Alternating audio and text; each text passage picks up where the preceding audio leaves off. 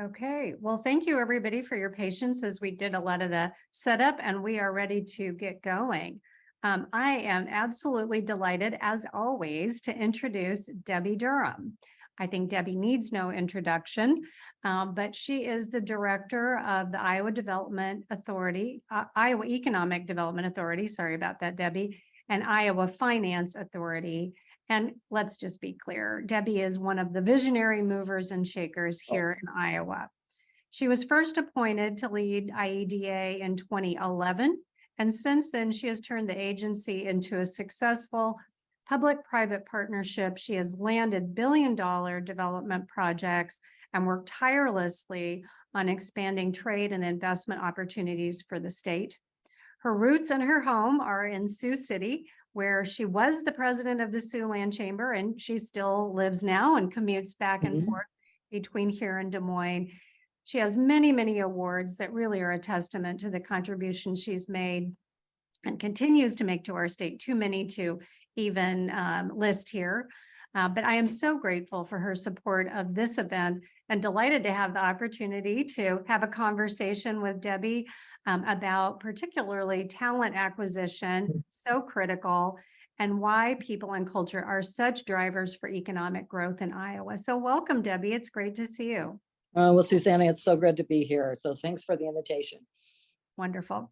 So as we discussed today, our topic is the post-pandemic workforce. And what does that even mean? A lot has changed since 2020. And continues to change. And continues. We had business closures, we had reopenings, we've gone hybrid, we've gone remote. We hear about worker shortages and new needs. I find it, even in my chair, hard to keep track. So before we even talk about opportunities and solutions, let's level set. Can you just sort of give us the lay of the land, some facts about where are we with workforce here in Iowa? Yeah, actually, I'm going to be happy to share this data because it's really pretty encouraging. So, for instance, our labor force levels are recovering since COVID. We're up 1.73 million people, only 20,000 below where we were pre-pandemic levels. Now, the statistic that I follow all the time is not unemployment. I follow labor participation, right? Because it really talks about who is working, who is not working that should be working, right? Or could be working, I guess, is the response.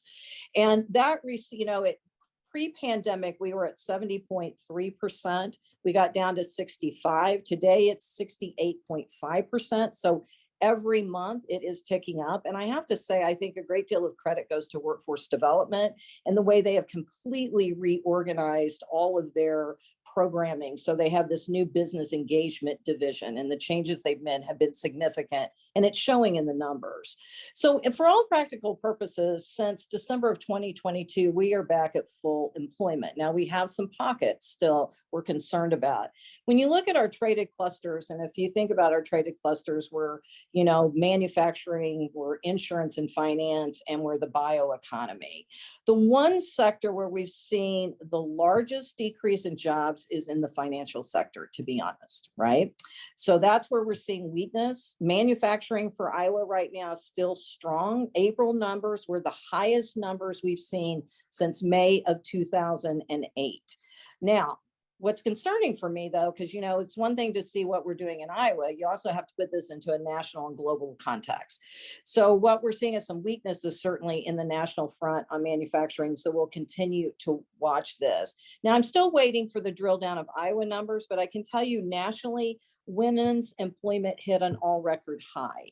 And that was one segment that we saw a great, and not surprising, when you had online education going on, schools were closed, 33% of our daycares have closed in the last 5 years, not surprising. The one that is concerning and has been concerning for me for some time is men 24 to 35 are still setting out of the workforce, right? So they're still way below pre-pandemic levels. Now, again, that's national, but I really believe when we get Iowa, it's not going to tell a different story there. So we are seeing growth, though. We're seeing population growth from immigration, but we're also seeing growth coming in from neighboring states. If you went into our unemployment, if you looked into our unemployment numbers in April 2023, we had 97,000 job openings posted, which is a fraction of the jobs open. We know not everybody lists, and about 46,800 unemployed. But I also want to share with you some really interesting data about where people are moving, because right now we have eyes on IRS data and we have eyes on driver's license surrendering data so that we can actually map where people are coming. So we know exactly the county in California. So the number one state where people are moving from, according to IRS data, so this is pretty good data, is California, number one. I know, my reaction as well. Followed by Illinois. That one does not surprise me. Illinois, Nebraska, particularly in the Council Bluffs, Omaha MSA. That is a reversal of trends, Susanna, because years we would always see it going very much the out migration from Iowa into Nebraska. That is changing. Okay, the fourth one is Hawaii. Interesting. I think that's somewhat of an anomaly, quite frankly, but and then New York. Now, I will also tell you the one I'm really watching, because when we report these numbers in the next couple of years, I guarantee you Minnesota is going to be on there, because Minnesota is doing some really very anti-business legislation that is occurring over there, and taxation. And what we're seeing in all of our data, that is exactly the wrong thing to be doing. And so we're going to be making a really big effort in Minnesota to do some marketing. So I think we're going to see that change. And then one of the statistics I also want to share that I think this is really important to me, Susanna, and I know it is to you as well. Iowa is now ranked number 7 for women's economic and social well-being. And this is according to Wallet Hub. So all those things about seeing equalization of pay and more women in leadership roles is beginning to make a difference here. And I just have to say, last week I was in Lenox in Marshalltown for their grand opening. Their comeback from the tornado, and their facility is amazing. Lenox had their corporate board of directors there. You'll love this. Half of them were women. So I just have to say that was so encouraging to me. And so I thought this was worth sharing as well. So that's kind of a sneak peek of what we're seeing in the marketplace.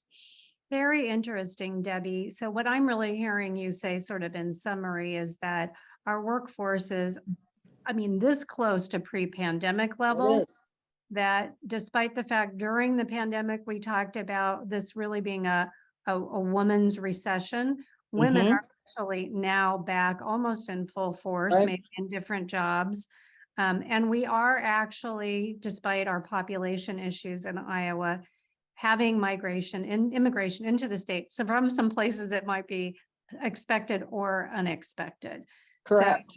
So obviously some things that are going really well, some continued challenges.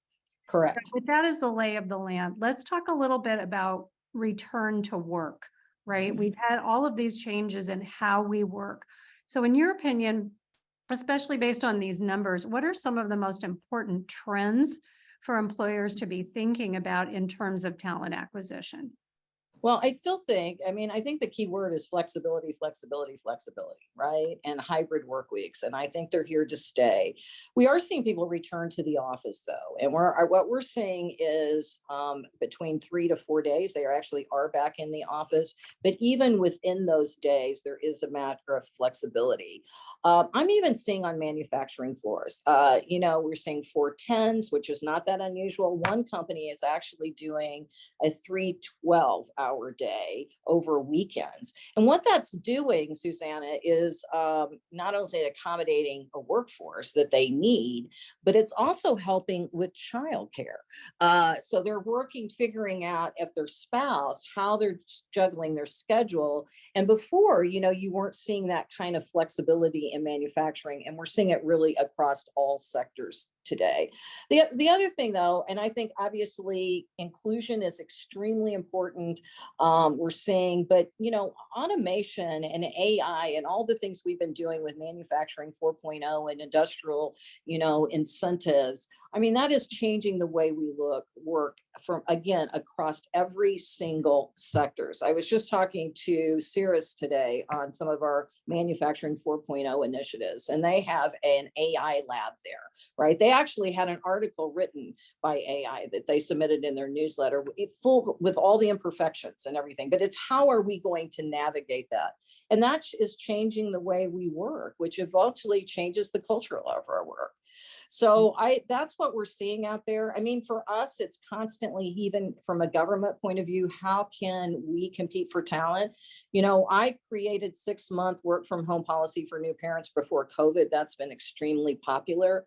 And so I think it's really greater engagement with your workforce and finding out those little things you can do to accommodate. That's what we're seeing out there across sectors. Excellent. So I hear flexibility. People are back in the office, even in manufacturing, which is helping with childcare, but lots of trends around AI. And what does automation mean for us? So tell us a little bit about what's working or what is needed in order to attract talent to Iowa or retain talent in Iowa. Well, as you know very well, the way we approach growth here at Iowa Economic Development Authority is very holistic. And so it's really about building the infrastructure. And so housing has been an impediment for our growth, for economic opportunity. You know, we estimate that based on our research, we believe we need 42,000 housing units by the year 2030. And if you think about that, that's like tomorrow, the way time goes. Now, the interesting part, though, we need it at the very low end, which is the 30% level. And then we need it at that kind of entry level marketplace.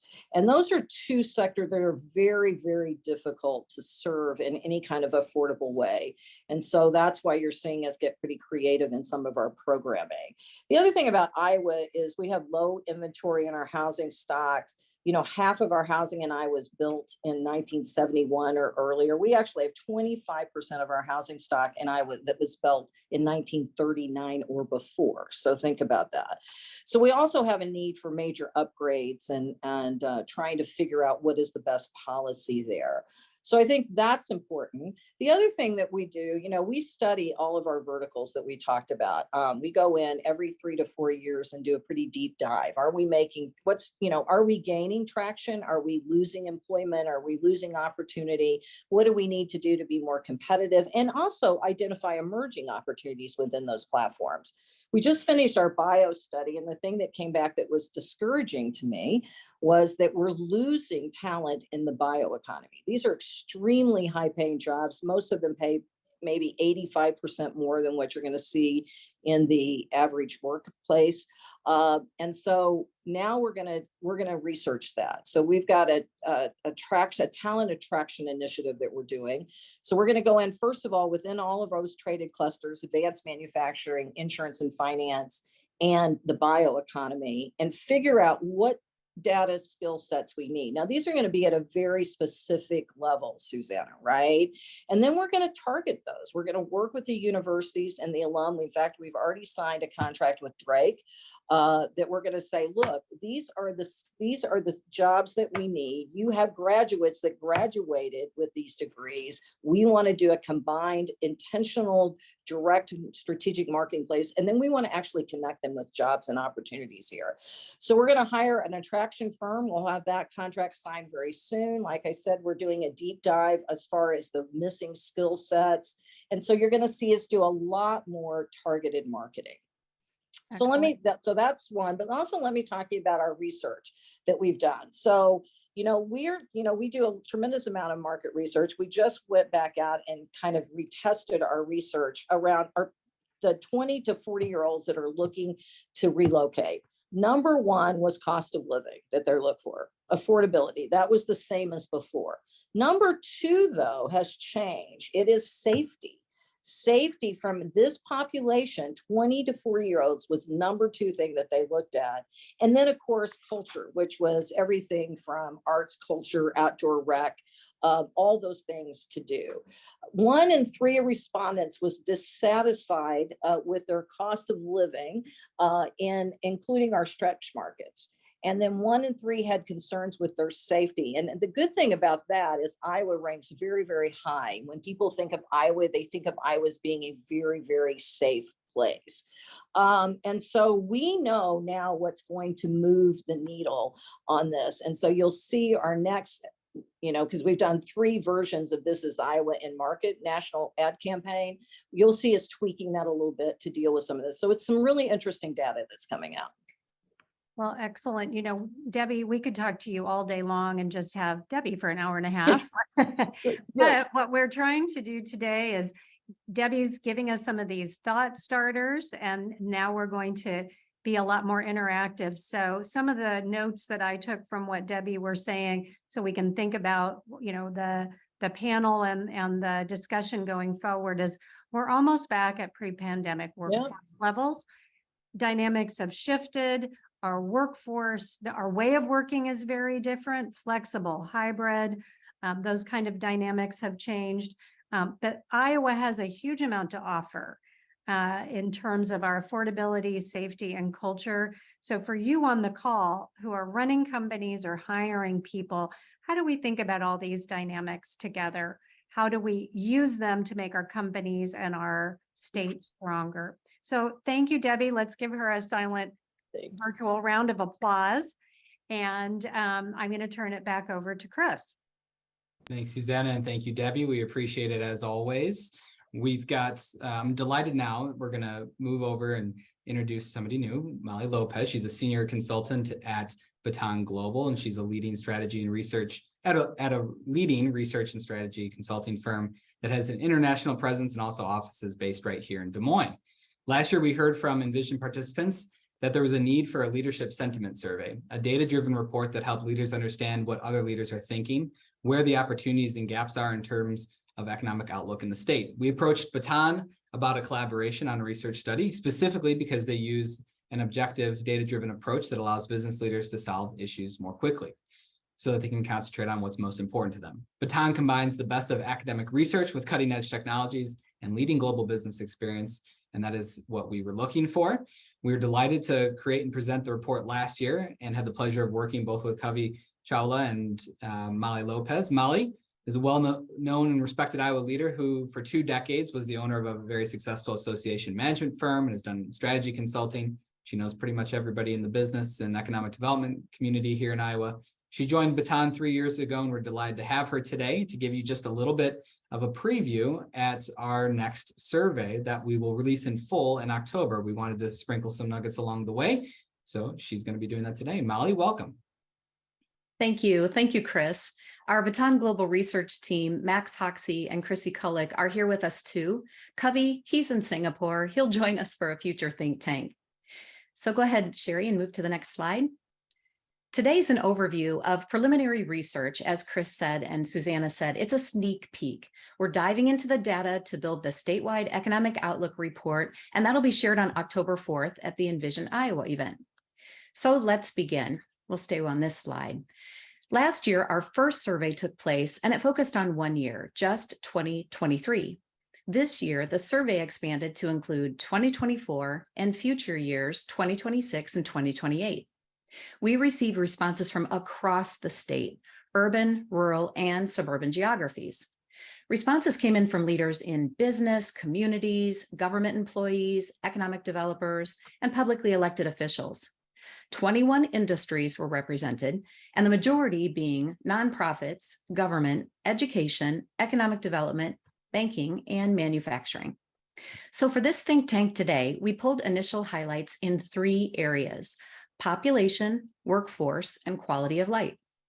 Quality of life. Let's look at our first area, population. Sherry? All right. So let's look at expectations for changes in Iowa's population. Overall, concerns about Iowa's population growth under current strategies and practices have increased by 6.7% since last year. This year, leaders' expectations for population growth are lower at 30.7% compared to 37.5% last year.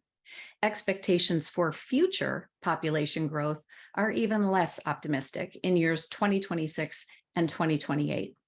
So in summary, concerns have increased about Iowa's population growth. Next slide.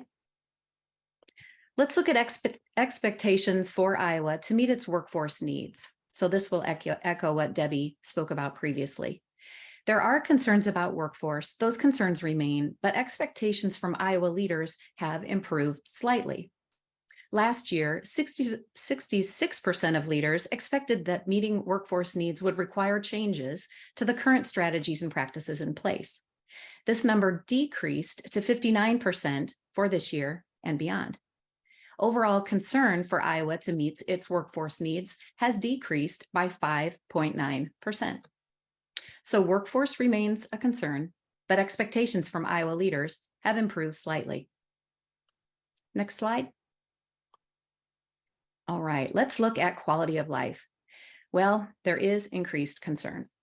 In 2024 and beyond, 38.9% of leaders expect quality of life to improve under current strategies.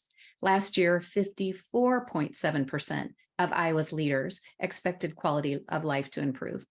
It's quite a change. This year, more Iowa leaders have concerns with quality of life, with an average of 61.1% now and in the future, as compared to 45.3% last year. So concerns have increased about Iowa's quality of life. Now, I know this is a quick presentation, but this is only a sneak peek at the preliminary data. Findings from the statewide economic outlook report, those will be shared on October 4th at the Envision Iowa event. So please plan to attend. That's it. That's all I have for now. Quick and easy, gave you a glance. Thank you for the opportunity to serve Iowa on this important initiative. We greatly appreciate all of you and a chance to make a difference. So thank you. Back to you, Chris. Thanks, Molly, and thanks to the entire Baton Global team. They were instrumental in figuring out the right ways to ask the questions, making sure it's a scientifically sound survey. And thanks, of course, to everybody here on the call today. I know many of you took the survey this year, and so we'll be excited to keep diving into that a little bit more and share the takeaways with you later this year and throughout the course of the think tanks. Now we've got a great opportunity to dive a little bit further into some of the topics we've already been talking about today. We've got a great panel discussion lined up for you featuring 3 fantastic panelists from across the state. I'm going to introduce them and ask them a few questions. We've got about 30 minutes or so for that today. With us today is Georgia Van Gundy. She's the Executive Vice President and Chief Administrative Officer and Chief Customer Officer at Hy-Vee. Georgia is a top leader at the company, a grocery chain, of course, with sales of more than $12 billion annually. Hy-Vee ranks among the top 5 most trusted brands and has been named one of America's top 3 favorite grocery stores. They've got stores across not only Iowa, but across the Midwest. And prior to her role with Hy-Vee, Georgia was an executive director at the Iowa Business Council and held senior roles at Principal Financial, Farm Bureau, and IEDA. Also with us today is Rich Dwyer. He's the Senior Vice President of Corporate Affairs and Enterprise Risk at Kent Corporation. He was previously president of Kent Nutrition Group, based in Muscatine, and is Kent Corporation, which is based in Muscatine, is the parent company of 4 diverse operating companies engaged in corn wet milling, production of animal feeds, and the manufacturing of high-quality food, beverage, and ingredients, agriculture, and pet products. It's an industry-leading expert also in strip processing, and Kent is one of Iowa's largest employers. Lastly, we have Shireen Bender, Chief Human Resources Officer at Second Adventure Group.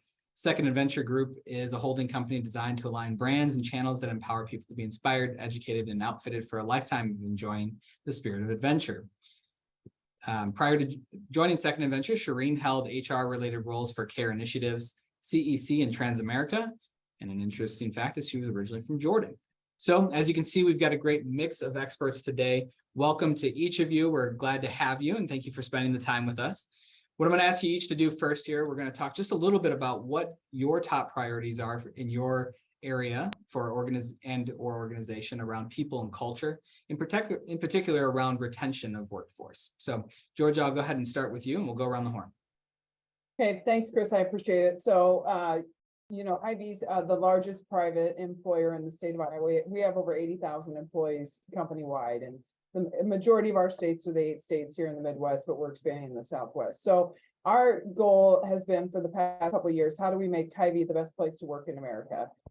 So there's a lot that goes into that, whether it's our benefits that we offer our employees, which we've done a lot around that space, or training and education, streamlining the onboarding process, all those good things.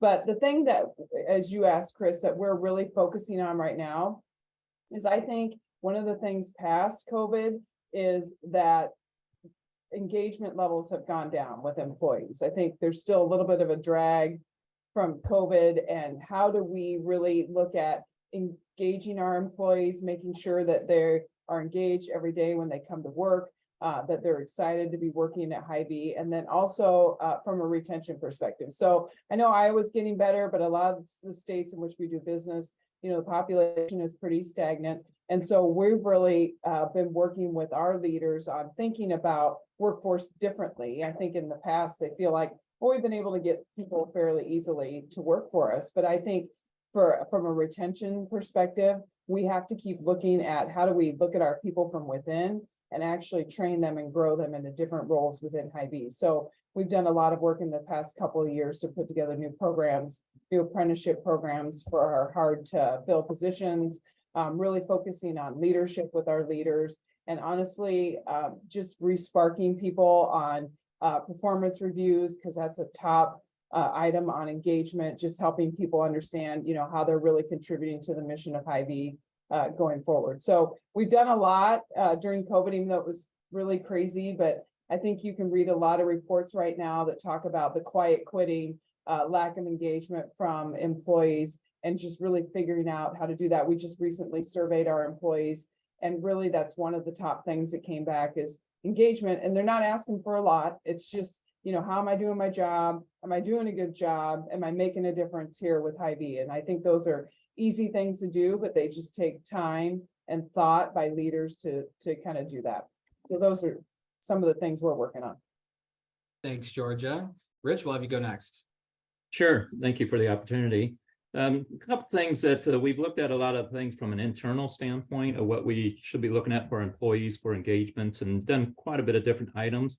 Well, we're also trying to take a broader perspective of it on what can we do community-wise and how can we engage the whole community, because once that's engaged, then the employees are all going to be engaged right along with it.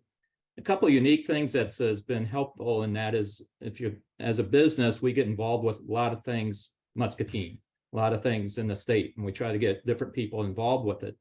So we look at it from a skill set for leadership development for our employees, that we try to find employees that want to get involved in the community. You know, when they're leaders here in the business, they can dictate and, you know, tell people what they need to do and how to get the jobs done. But when you're working in a group or a board on an organization, it's all about influence. How do you get to influence people in order to do what you want to try to get accomplished for the community? So we look at some of those things as a leadership development for our people, plus they're engaged in the community, and then they're more involved with everything, wanting to live and be in this area. We're not a large population, so we don't have all the different things, but they're not far away. But Muscatine's known that basically we have about 10,000 employees that drive to Muscatine every single day to work. We'd like them to stick around. So we do a lot of stuff in between that to help. One of those is that we actually have events that we hold on a Thursday, 1 month out of the week, or 1 day out of the month. And it's usually the third Thursday of the month. And the reason why it's on Thursday, because all those people drive in, they drive back home for the weekend and never show up. We want them to get a feel for what Muscatine's like during the week. And so we do it on a Thursday night, and it's a fun activity. You know, beer gardens, we have music, we have fun things to do. So it's trying to get people engaged to be part of that community and help grow our community. And there's a lot of pieces to that puzzle.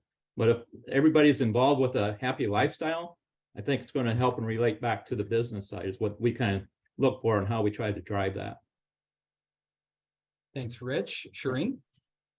I would echo a lot of the things, a lot of the challenges that both Georgia and Rich have shared here at Second Adventure Group. We're all about making sure our employees are living their adventures to provide that experience for our customers. At the end of the day, we are all about living adventurous lives. And post-pandemic, I would say a lot of things that we are focusing on definitely is on development and building a leadership adventure academy for our employees. We're building new career paths and new ways to develop our employees. But I would say I would echo the same concern we're recognizing post-pandemic is the need to focus on connectiveness between people and just the collaboration between the departments overall. That disconnection has been an aftermath that we're definitely feeling as well.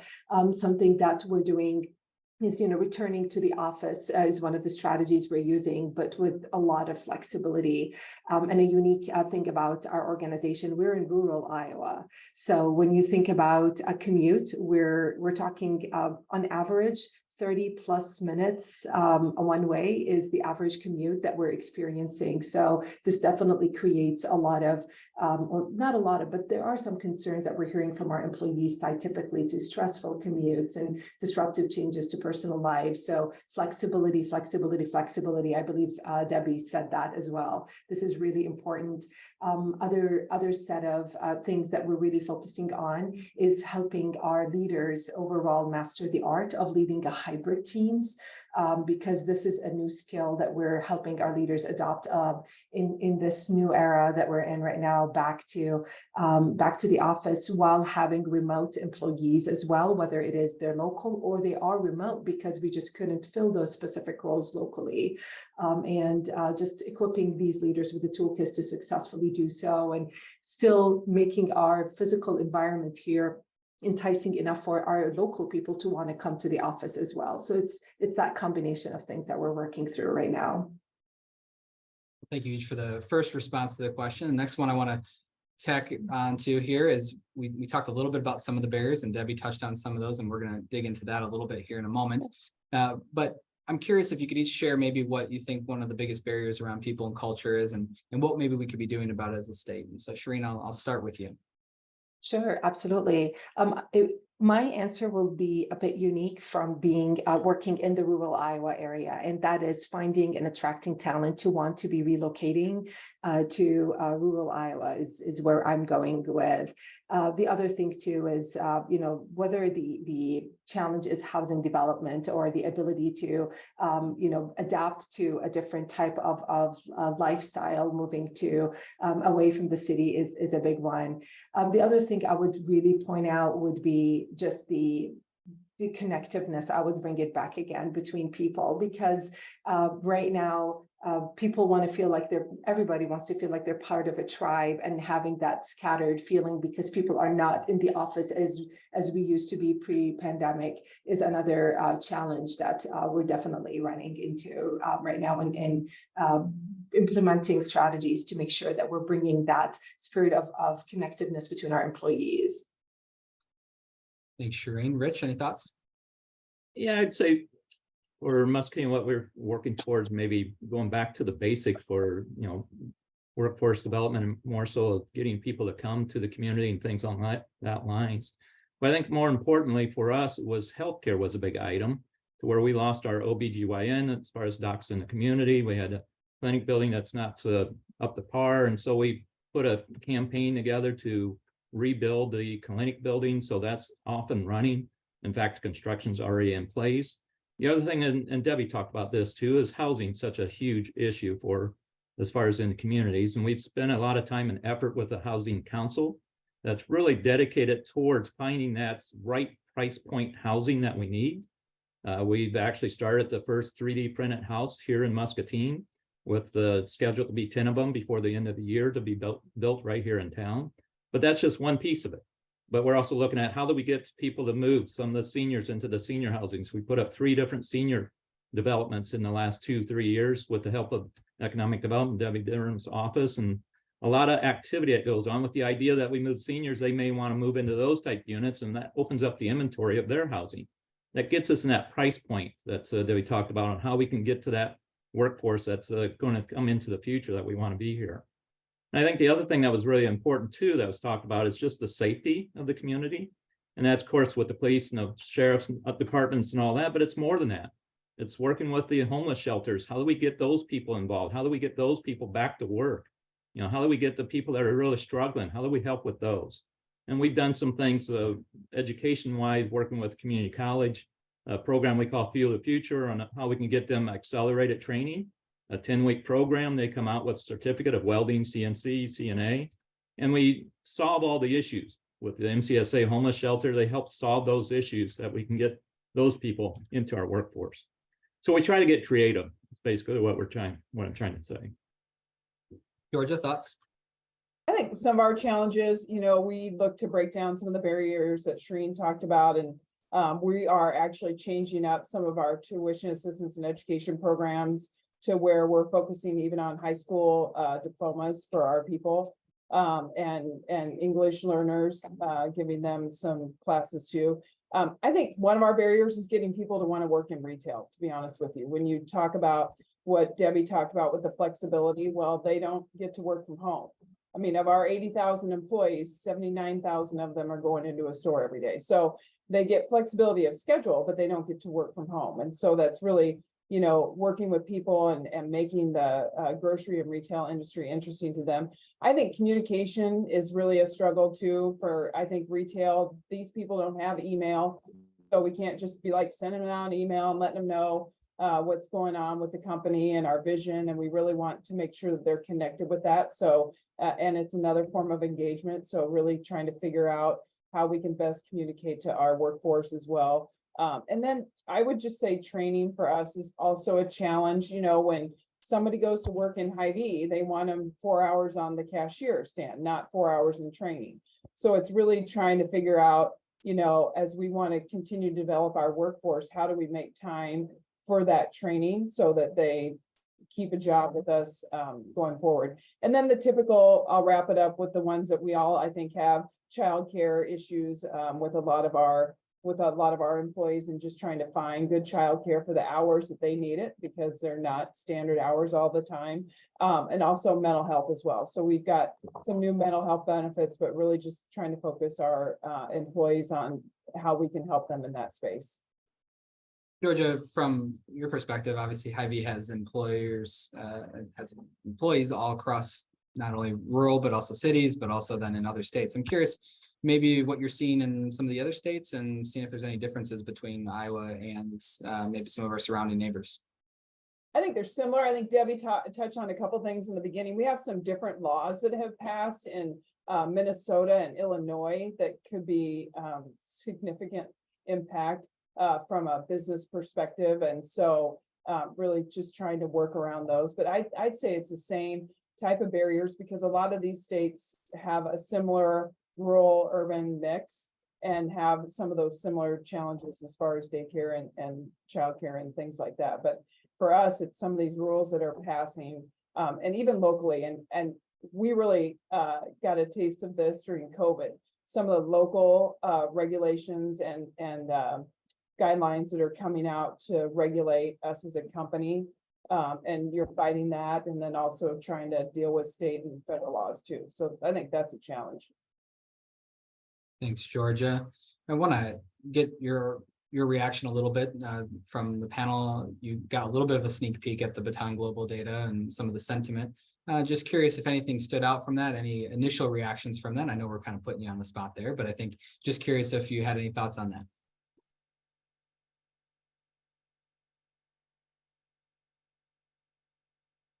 Anybody want to go first? I figured I'd let silence see who'd break through. But Kent, you spoke up, so. I think it's a great opportunity for us as far as to learn what's going on across the board and what we can try to do and how do we make adjustments to it. So anytime we do a survey along this line that's give us insight, it's only going to help business in general, regardless of what your business is and what we can try to do. So it's trying to distill down to what's the meat and potatoes that we can do in our areas and our businesses that can really make an impact across the state. And it's happened. It's happened in the past. It's going to happen in the future, but we just need to understand what's that key item.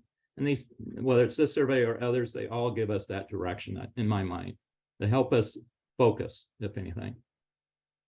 Georgia.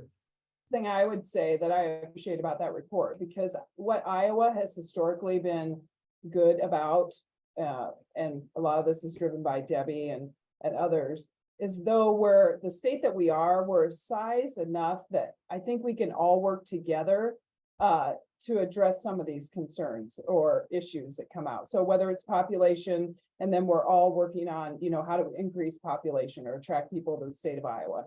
or it's workforce, how are we all working on creating apprenticeships and opportunities for people to come and have internships at our work.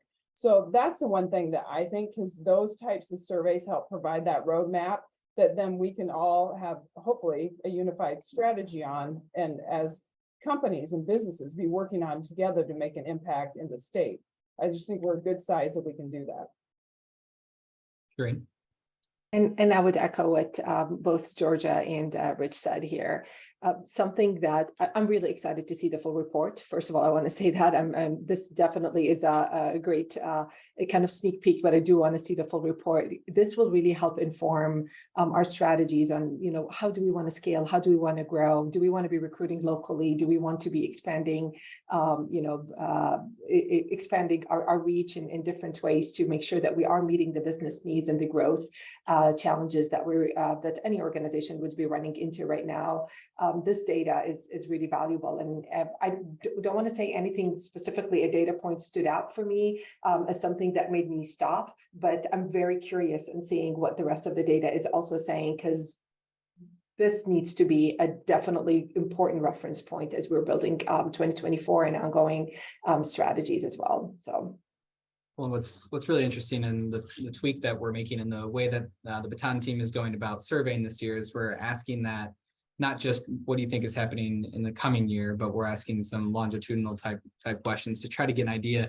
And will be really interesting, and they're going to be doing the digging into to help pull out some of the key data points, is comparing and seeing what sentiment looked like last year to this year as well. So that'll start giving us an ability to talk just in general how people are feeling and what direction things are moving in terms of perception. So we'll be excited to dive into that in some other ways as well.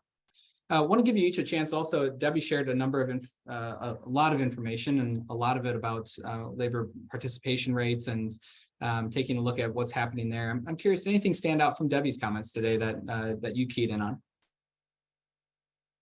I guess I can start real quick here. One thing that I'm really curious to see more of is, so there was the comment that we are this close to how we were from a workforce kind of just availability overall and readiness from pre-pandemic. And I would say that didn't yet hit rural Iowa yet. So we're really anxious to see more of that, qualified candidates coming through the pipeline. And we do have to do a lot of work with the local communities, similar to what Rich was talking about, to make sure that we are finding and sourcing those right candidates or helping them relocate over. This is, but that data point is very comforting to know that this is, we're definitely heading in the right direction. So thanks for the good news, Debi.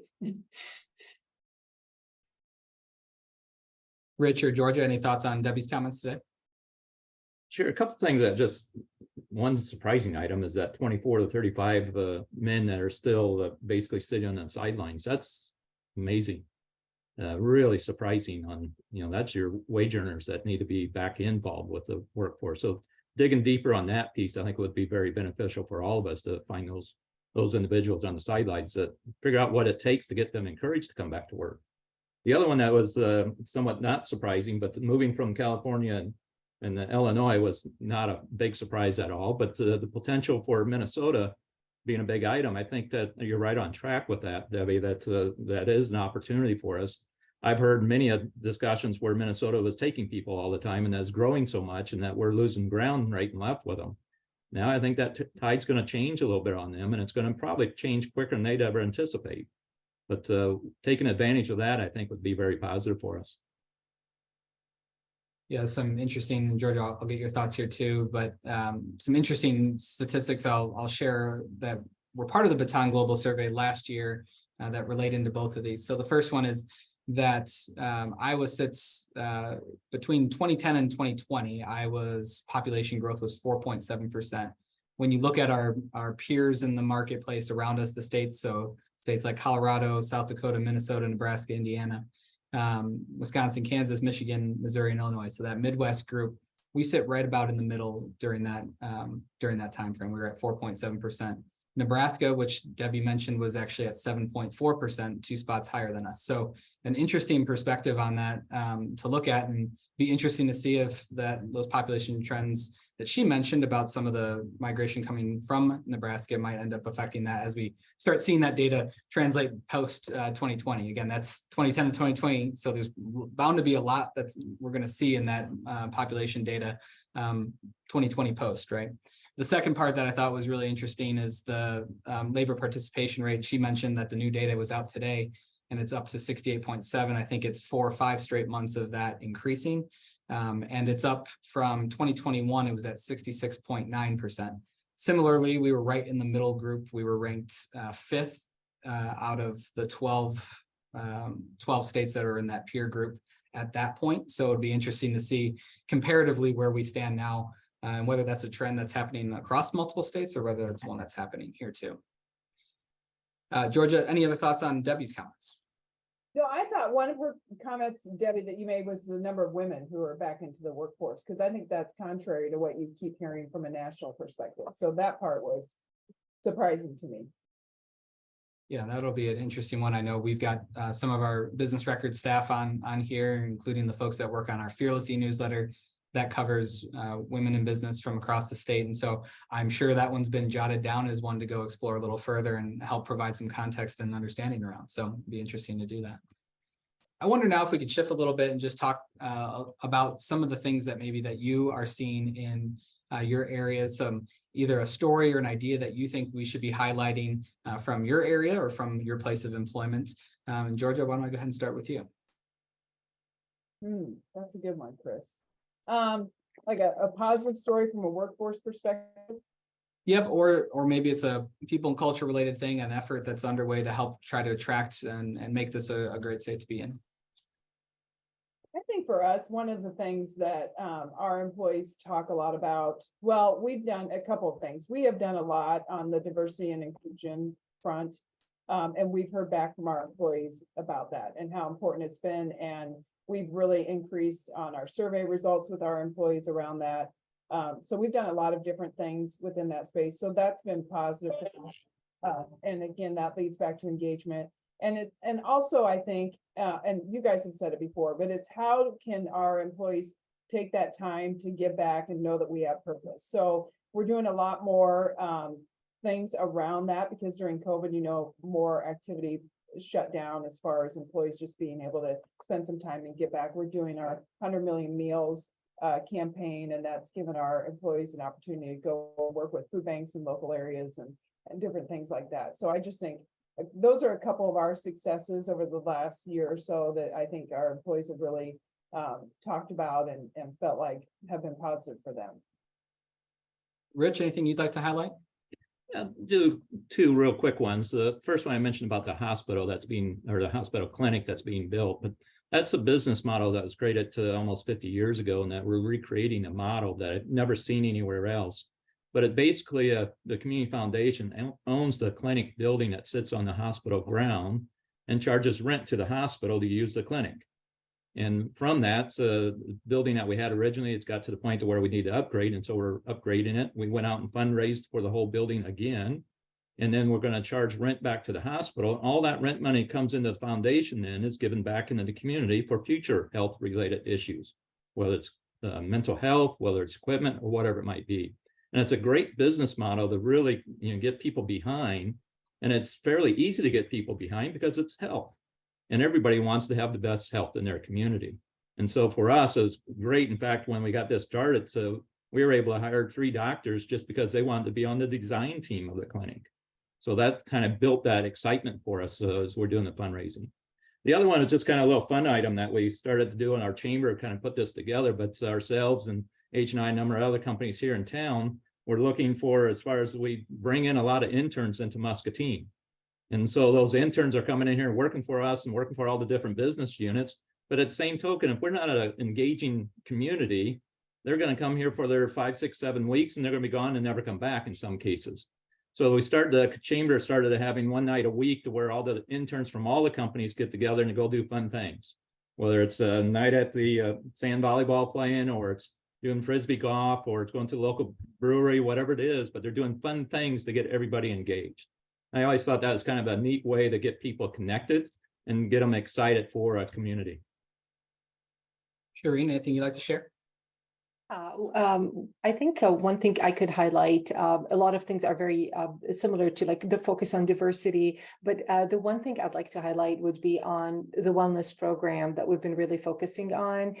So all of the years, it's always been focusing on 5 areas for employees' wellness, and that is, you know, the physical, the mental, the nutritional, and medical, and so on. But we did add the 6th component this year, which is very important, and that is the community piece and the volunteer and being part and an extension of our local communities overall. I think this really helps with you know, the challenges that we talked about before with the connectiveness and just just attracting more talent to want to be part of the organization, and for us to be also leaving a mark in the communities that we're part of as well. Another thing I would point out is, you know, part of our VOE program, the Voice of the Employee program, is making sure we're opening up channels to listen to our employees in all different types of ways to understand how we can be more integrated in the community that we're in. And here in Iowa, what else are we not thinking about our employees and their personal interactions with you know, community organizations that they're part of, and how can our organization with the sense of adventure that we are wanting to instill in all of our employees, how are we being also interacting in a meaningful way with the communities of our employees here in Iowa? So I guess those are the 2 things that I would highlight.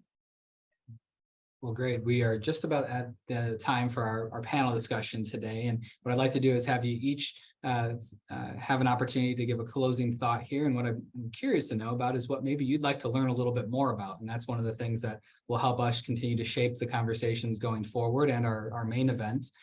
So I'll give you just a quick second to think about that. Pausing. All right. Rich, I'm going to put you on the spot this time. Rich, why don't you go first? Sure. I think probably goes back to, you kind of heard a little bit and just mentioned it too, as far as getting involved in the community side of thing. I think it's so important that we get involved.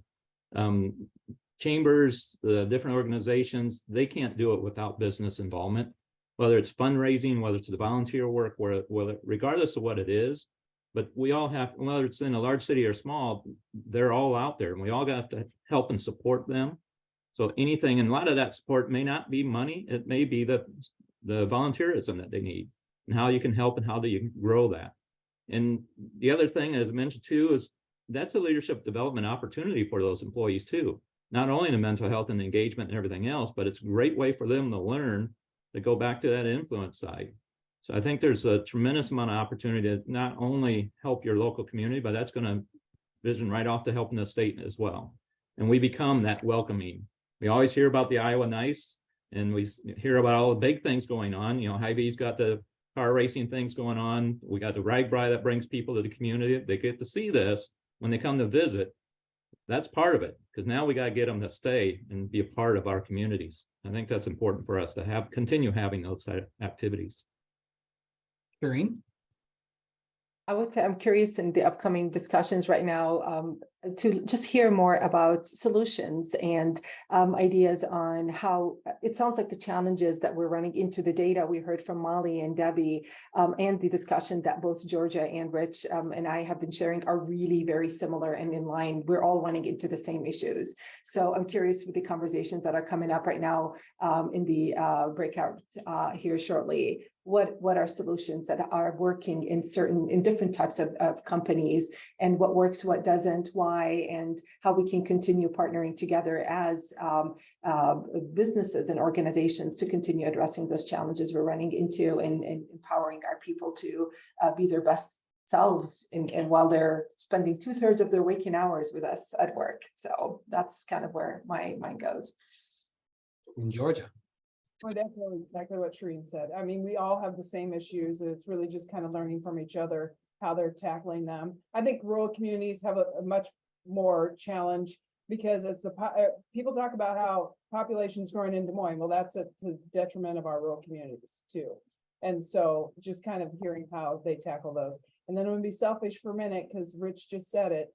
We've got the big race in Newton this weekend, and these are the events that we need to have in the state of Iowa, so that we can attract people here and keep them here. It's not just Hy-Vee putting it on. We've got a lot of great Iowa companies who are participating in it as well. And so if you haven't gotten your ticket, I would suggest, go take a look and help support this, because if we don't support these events in the state, they're not going to be here, and they're really critical to workforce attraction. Well, thanks, Georgia. Thanks, Rich, and thanks, Shireen. We appreciate it. We're going to move now into our getting ready to do our breakout sessions, and want to say that this will